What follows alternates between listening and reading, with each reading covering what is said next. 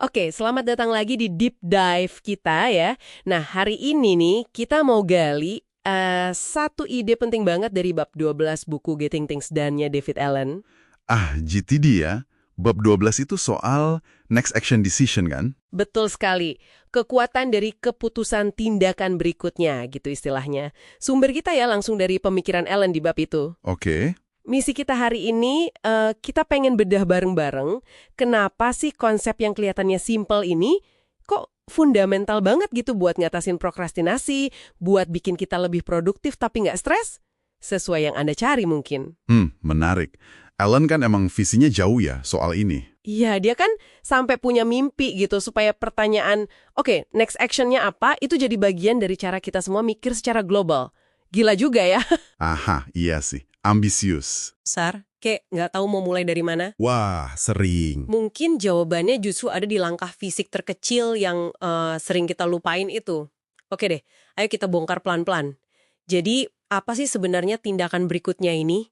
Kalau kata Allen, intinya itu adalah aktivitas fisik spesifik yang terlihat. Garis bawahin tuh, fisik dan spesifik. Nah, itu kuncinya. Fisik dan spesifik. Jadi bukan cuma niat di kepala atau ide abstrak, oh saya mau beresin ini. Bukan. Bukan ya, harus jelas wujudnya. Iya, harus bisa dibayangin gitu. Lagi nyapain, di mana tempatnya, mungkin pakai alat apa kalau perlu. Jadi jelas banget gimana melakukannya. Kasih contoh dong biar lebih kebayang. Oke, contoh klasiknya Ellen nih. Misal tugas di kepala kita, urus ban mobil. Nah, itu kan masih ngambang ya. Iya, urus itu ngapain coba? Nah, itu dia. Tindakan berikutnya yang jelas, itu bisa jadi misalnya buka laptop, terus cari toko ban dekat rumah saya di Google Maps. Atau bisa juga ambil HP, telepon bengkel langganan, tanya stok ban merek X ada nggak. Itu baru langkah nyata kan? Oke. Jadi harus kelihatan jelas aksinya apa. Cek web, telepon bengkel, sip. Yang seru nih, sebenarnya ini bukan ide murni dari Allen loh. Dia ngaku kok. Oh ya, dari mana dia dapat idenya? Dia tuh belajar ini udah lama banget, puluhan tahun lalu, dari mentornya, namanya Dean Acheson, seorang konsultan legendaris gitu. Dean Acheson, oke? Terus gimana ceritanya? Katanya nih, si Acheson ini punya kebiasaan unik. Kalau lagi konsul sama eksekutif, dia bakal nunjuk tumpukan dokumen atau apa aja di meja si eksekutif satu-satu. Terus dia nanya, oke, buat yang ini, langkah fisik berikutnya apa persisnya? Wah, langsung todong gitu ya. Sebelum si eksekutif itu ngasih jawaban langkah fisik yang jelas. Keren juga metodenya, menekankan banget ya berarti. Banget. Ini nunjukin kalau memutusin next action secara sadar itu bukan hal alami. Bukan insting. Tapi semacam skill berpikir yang perlu dilatih. Iya juga ya. Kalau lagi kepepet krisis gitu kita otomatis kan mikir, oke, sekarang harus ngapain nih? Nah, itu dia. Otomatis kalau udah darurat. Tapi tantangannya adalah gimana kita bisa menerapkan ini secara proaktif. Jadi kebiasaan gitu. Sebelum situasinya jadi genting. Itu yang butuh latihan sadar terus-menerus. Dan disitulah kekuatannya buat ngatasin kemacetan mental itu ya. Saya sering banget ngerasain kita tuh stuck bukan karena nggak punya waktu atau energi. Tapi karena bingung mulainya ya. Iya. Tugasnya tuh kayak kabut tebel gitu. Gak jelas ujungnya di mana, mulainya gimana. Kita nggak tahu persis harus ngapain dulu. Bener banget. Tapi, sebentar. Kalau langkahnya cuma sekecil cari di Google atau telepon bengkel, emang itu cukup buat proyek segede misalnya pindah rumah? Kayaknya kok terlalu simpel ya? Nah, pertanyaan bagus itu. Ya jelas, satu langkah kecil nggak bakal langsung nyelesain proyek raksasa kayak pindah rumah. Nggak mungkin. Itu kan? Tapi argumennya Ellen dan ini didukung pengalamannya selama puluhan tahun adalah kebingungan soal langkah pertama itu loh. Itu penghalang terbesarnya. Otak kita itu paling nggak suka sama yang namanya ambiguitas, ketidakjelasan. Benci ambiguitas ya? Iya, jadi pas kita berhasil mendefinisikan satu aja tindakan fisik pertama yang konkret, sekecil apapun itu, rasanya tuh kayak nyalain senter di tengah kabut tebal. Tiba-tiba ada jalan setapak kecil yang kelihatan. Oh, jadi kayak pembuka jalan gitu ya? Persis. Ellen bilang seringkali cuma perlu coba tebak. 10 detik aja mikir fokus buat nemuin langkah mikro ini. Bahkan buat tugas yang udah berbulan-bulan kita tunda-tunda. 10 detik? Serius? Iya, kedengarannya cepet banget kan? Tapi kejelasan instan yang didapat dari 10 detik itu yang bisa mecah kebuntuan. Energi mental kita yang tadinya kejebak dalam keraguan, jadi bebas. Ini bukan soal nyederhanain masalahnya, tapi soal gimana caranya memulai momentum. Masuk akal banget sih penjelasannya. Nah, kejelasan ini ternyata punya manfaat lain yang nggak kalah menarik ya, yaitu buat manfaatin apa yang disebut Ellen sebagai waktu aneh atau weird time. Ah, iya. Weird time. Jeda-jeda singkat itu ya. Bener, kayak 5 menit sebelum meeting mulai, atau 10 menit nunggu jemputan datang. Waktu-waktu nanggung gitu. Tepat. Waktu-waktu kayak gitu kan biasanya kebuang sia-sia ya. Atau paling banter kita cuma, scrolling-scrolling medsos nggak jelas tujuannya. Haha, iya banget. Ngaku deh. Nah, tapi coba bayangin. Kalau Anda punya daftar next actions yang udah spesifik, jelas banget, dan bisa dikerjain dalam waktu singkat, katakanlah 2-5 menit. Contohnya kayak apa tuh? Misalnya, balas WA si C buat konfirmasi jadwal besok. Atau cetak dokumen D yang udah siap di komputer. Hal-hal kecil gitu. Nah, waktu tunggu yang tadinya bikin bete, bisa jadi produktif kan? Oh iya ya, bisa nyicil kerjaan kecil-kecil? Betul. Dan ini penting loh, karena nyelesain tugas-tugas mikro ini tuh ngasih kita suntikan dopamin kecil. Semacam kemenangan mini gitu, yang bikin kita merasa udah mencapai sesuatu.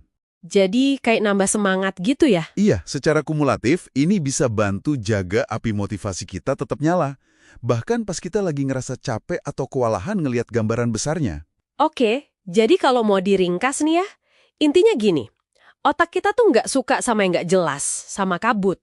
Nah, keputusan tindakan berikutnya ini maksa kita buat nyalain senter, fokus ke langkah fisik pertama yang paling kecil. Sekecil apapun itu ya. Iya, sekecil apapun. Dan seringnya, kabut keraguan itu langsung jadi lebih tipis. Momentumnya mulai terbentuk dari kejelasan mikro ini. Rasanya kayak ngubah gunung tugas yang abstrak jadi satu kerikil pertama yang bisa kita tendang. Metaforanya bagus tuh, nendang kerikil pertama. Kalau kita coba lihat gambaran besarnya lagi ya, ini tuh sebenarnya bukan sekedar trik produktivitas biasa loh. Lebih dari itu ya. Iya, ini soal membangun kebiasaan mental yang fundamental. Jadi kita melatih diri kita sendiri buat secara sadar setiap kali ada komitmen baru, ada masalah, atau sekedar ide muncul. Apa misalnya? Misalnya dari pikiran, wah saya harus hidup lebih sehat nih. Langsung diterjemahin jadi, oke, next actionnya adalah siapkan sepatu lari di depan pintu buat besok pagi. Atau dari perlu benerin keran bocor, jadi cari nomor telepon tukang ledeng langganan di kontak handphone. Oh, jadi langsung ke aksi nyata yang bisa dieksekusi segera ya? Nah, itu dia. Menerjemahkan niat jadi tindakan nyata berikutnya yang spesifik dan bisa segera dilakukan. Ini jembatannya lah antara niat sama realita. Wah, dalam juga ya maknanya. Menarik banget diskusinya. Nah, ini sebagai penutup nih, buat Anda bawa pulang dan renungkan. Oke, siap. Coba deh, ambil satu aja item dari daftar tugas Anda sekarang. Pilih yang rasanya paling berat, atau yang paling sering Anda tunda-tunda. Yang bikin males duluan gitu ya? Iya, yang itu. Sekarang, coba pejamkan mata sebentar. Kasih waktu 10 detik aja. Dalam 10 detik ke depan, coba Anda definisikan satu aja langkah fisik pertama. Nggak peduli sekecil atau seremeh apapun kelihatannya. Langkah apa yang bisa Anda lakukan untuk mulai menggulirkan bola salju tugas itu? Langkah konkretnya ya? Betul. Apa langkah fisik konkret pertama Anda? Coba pikirkan itu. Selamat datang lagi di sesi Deep Dive kita. Oke, langsung aja ya. Kita mau bahas materi yang menarik banget nih dari Anda. Fokusnya ke satu paradoks. Kenapa ya orang-orang yang kita anggap paling cerdas, malah sering banget kejebak prokrastinasi? Jadi, misi kita kali ini, kita coba bedah bareng kenapa ini bisa terjadi, dan yang penting, kita gali solusi praktisnya, terutama soal konsep tindakan berikutnya, atau next action itu. Siap ya? Mari kita mulai. Rasanya agak ironis ya, sumber yang Anda kasih itu nunjukin kalau kecerdasan, sensitivitas tinggi, bahkan kreativitas itu seringnya malah jadi teman dekatnya prokrastinasi. Aneh kan? Iya, ironis memang. Dan yang menarik itu kenapanya. Jadi gini, kapasitas mental yang tinggi, ya seperti yang Anda punya ini, itu bikin Anda bisa ngebayangin bukan cuma hasil yang bagus, tapi juga semua kemungkinan skenario mimpi buruknya secara detail banget. Skenario mimpi buruk maksudnya? Ya, semua kemungkinan salahnya, konsekuensi negatif kalau tugasnya nggak sempurna. Nah, otak kita sayangnya nih nanggepin bayangan detail ini seolah-olah itu ancaman beneran. Oh gitu. Iya, akhirnya muncul respons takut dan ujung-ujungnya ya berhenti atau nunda dulu deh. Wah, oke. Nah ini nih bagian yang bikin saya penasaran banget dari materi Anda. Solusinya itu disebut mengurangi kecerdasan secara cerdas. Gimana tuh maksudnya? Kedengarannya aneh banget. Masa kita diminta jadi kurang pinter biar produktif? Ya, bukan gitu juga lah. Bukan soal jadi kurang pintar tentu aja. Ini lebih ke gimana ya, menyalurkan kecerdasan itu dengan cara yang beda. Menyalurkan? Iya, mengurangi kecerdasan secara cerdas itu artinya kita sadar, kita sengaja menyederhanakan fokus kita. Kita cari satu aja, satu langkah fisik yang paling simple, yang bisa langsung dikerjain sekarang. Contohnya gimana tuh? Misalnya bukan mikirin selesaikan laporan, tapi fokus ke buka file laporannya, terus tulis judulnya. Kecil banget kan? Tapi langkah mikro ini, nah ini mecah tembok kompleksitas yang tadi bikin takut, jadi kayak batu bata kecil yang gampang diangkat. Jadi ngalihin fokus dari kemungkinan gagal yang besar ke satu hal kecil yang pasti bisa berhasil gitu ya? Tepat. Dan itu justru bisa bangkitin energi positif sama motivasi. Oke, mulai kebayang. Berarti ini nggak cuma buat ngadepin tugas gede aja ya, tapi juga ngaruh ke cara kita bikin to-do list harian dong. Betul sekali. Sumber Anda kan nekenin banget soal ini. Daftar tugas itu isinya mestinya tindakan spesifik, terpisah, bukan sekedar tumpukan ide abstrak kayak proyek marketing. Iya juga ya. Kalau cuma proyek marketing kan bingung mulainya dari mana. Bikin overwhelmed? Nah itu dia, makanya perlu dipecah jadi misalnya riset 3 kompetitor utama atau buat draft email buat tim desain. Tindakan yang jelas. Oke, jadi kuncinya di kejelasan tindakan ya? Persis. Dan ini nyambung ke ide yang lebih gede lagi. Gimana kalau pertanyaan, oke, terus tindakan berikutnya apa? Ini kita jadiin standar. Nggak cuma buat diri sendiri, tapi di setiap interaksi, setiap pengambilan keputusan. Wah, dijadiin standar ya. Menarik sih. Tapi, apa ini praktis? Misalnya di tim gitu, nggak malah bikin kita fokus ke detail kecil terus lupa gambaran besarnya? Itu pertanyaan bagus. Dan wajar sih khawatir gitu. Tapi kalau dipakainya benar, justru kebalikannya. Coba kita lihat manfaat utamanya kalau ini jadi standar. Pertama, kejelasan. Pertanyaan ini maksa kita ngelewatin persetujuan yang ngambang. Maksudnya ngambang, ya kayak, oke kita kerjain ya, tapi nggak jelas siapa ngapain, kapan. Nah, pertanyaan tindakan berikutnya apa, ini maksa ada jawaban. Apa persisnya langkah selanjutnya, dan siapa yang bakal lakuin. Jadi nggak ada lagi area abu-abu. Oke, motong ketidakpastian ya. Kedua, akuntabilitas jadi jelas. Di tim, nggak ada lagi tuh saling lempar tanggung jawab atau nebak-nebak ini tugas siapa. Semua orang jadi tahu persis bagiannya apa. Ini nggak cuma bikin tugas selesai, tapi juga ngurangin stres bareng-bareng karena nggak ada tugas tak bertuan. Masuk akal. Terus? Ketiga, produktivitasnya jadi proaktif. Tim atau organisasi yang biasa nentuin tindakan berikutnya dari awal, jadi sebelum deadline mepet atau ada krisis, pasti geraknya lebih efisien dong. Mereka antisipasi, bukan cuma reaktif.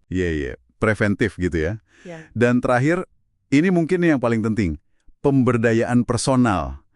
Nanya, apa tindakan berikutnya, itu secara nggak langsung ngelawan mentalitas korban atau perasaan, aduh nggak bisa ngapa-ngapain nih. Gimana tuh hubungannya? Ya karena pertanyaan itu mendorong Anda buat selalu nyari celah buat bertindak, sekecil apapun langkahnya. Ini ngebangun keyakinan kalau Anda tuh punya kendali, bisa bikin sesuatu bergerak maju. Jadi, kalau dirangkum nih, prokrastinasi pada orang cerdas, ini seringnya bukan malas ya, tapi lebih karena otaknya, kewalahan sama kemampuannya sendiri ngebayangin kerumitan dan kemungkinan gagal. Link kecil yang bisa dilakuin sekarang, tepat, dan membudayakan pertanyaan, apa tindakan berikutnya? Dalam segala situasi, mulai dari to-do list pribadi sampai rapat tim, itu bisa jadi game changer beneran. Ini kayak bikin siklus positif. Siklus positif. Iya, kejelasan kan memicu tindakan. Tindakan bangun akuntabilitas. Akuntabilitas dorong produktivitas. Dan ujungnya Anda jadi merasa lebih punya kuasa, lebih empowered. Menarik sekali ya pembahasannya. Nah, sebagai penutup nih, mungkin ada pertanyaan reflektif yang bisa Anda bawa pulang. Coba pikirkan, di area mana dalam hidup Anda sekarang, entah itu kerjaan, proyek pribadi, atau bahkan hubungan, pertanyaan, apa satu tindakan paling simpel berikutnya yang bisa saya lakuin sekarang juga?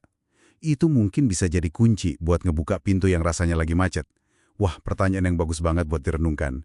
Oke, terima kasih banyak ya untuk diskusinya hari ini. Sama-sama.